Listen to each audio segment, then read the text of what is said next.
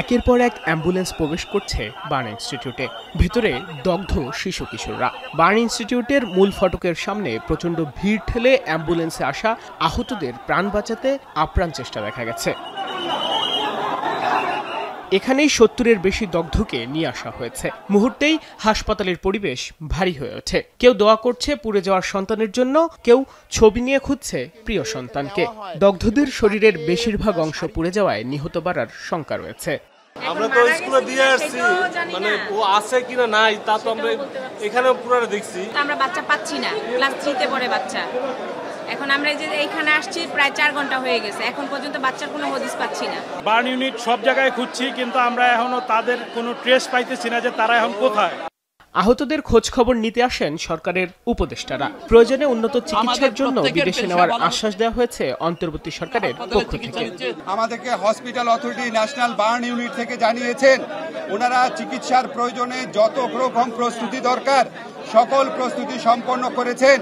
তারপরে যদি প্রয়োজন হয় বিদেশ থেকে চিকিৎসক আনাবেন, যদি প্রয়োজন হয় বিদেশে আমাদের এই শিক্ষার্থীদের যারা বার্ন ইউনিটে আহত অবস্থা আছে নিয়ে যাবেন। আমাদের চিকিৎসা পুনর্বাসনে কোনো রকম কোনো ঘাটতি থাকবে না। এবং এই বিয়োগান্ত ঘটনা, এই মর্মান্তিক দুর্ঘটনা কেন ঘটলো অবশ্যই আমরা তদন্ত করে দেখব। এই ব্যাপারে প্রয়োজনীয় যা ব্যবস্থা নেওয়া তা নিব। সকল চিকিৎসকদের, বিশেষজ্ঞ চিকিৎসক, সরঞ্জামাদি এবং ঔষধপত্র সবকিছু যথেষ্ট পরিমাণে সকল হাসপাতালে প্রস্তুত আছে। বার্ন ইনস্টিটিউট ছাড়া সিএমএইচ, কুয়েত মৈত্রী হাসপাতাল, কুর্মিটোলা জেনারেল হাসপাতাল, লুবানা জেনারেল হাসপাতাল, উত্তরা আধুনিক হাসপাতাল, উত্তরা ক্রিসেন্ট হাসপাতালে দগ্ধদের আনা হয়। কারো হাত পুড়ে গেছে, কারো শরীরের বিভিন্ন অংশ। তবে সবকিছু ছাপিয়ে আতঙ্ক চোখে মুখে। আমি নিজেও একজনকে আনতে চাইছি, বাট ও আমার হাতেই গলে পুড়ে মারা গেছে, আমি আনতে পারিনি। আগুনের পরে অনেকে গা লাল হয়ে গেছে, অনেকের খুব জামা কাপড় পুড়ে গেছে, তারা মাটিতে শুয়ে শুয়ে গড়াগড়ি করতেছে।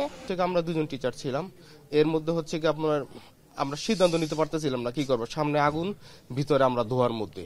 আমি দৌড় দিয়ে ওয়াশরুমের দিকে দৌড় দিই। পুড়ে যাওয়া রোগীদের জন্য প্রয়োজন রক্তের, এজন্য হটলাইন নম্বর খোলা হয়েছে। তবে উৎসুক জনতার কারণে সেবা দিতে হিমশিম খেতে হচ্ছে। ভিড় সামলাতে কাজ করছে আইন শৃঙ্খলা বাহিনী ও স্বেচ্ছাসেবীরা। বাইজিদ সাদ, এখন, ঢাকা। সানবিট সব দিবে সামাল। সানবিট ম্যাজিক প্রেস ডিশওয়াশিং এর মাথা ঘোরানো সলিউশন।